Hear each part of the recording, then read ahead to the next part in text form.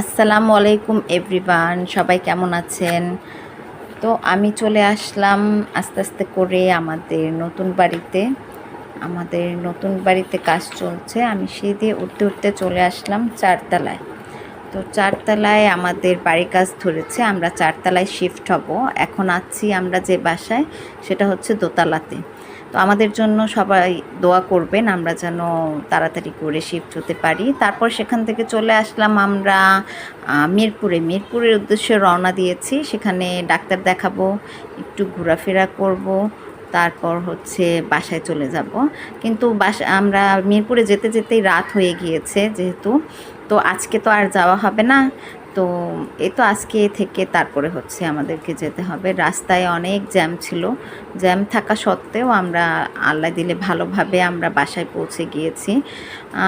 এখন আমরা মানে নামলাম, নেমে এখন দেখেন আমরা চলে আসছি আমাদের বাসার পাশে।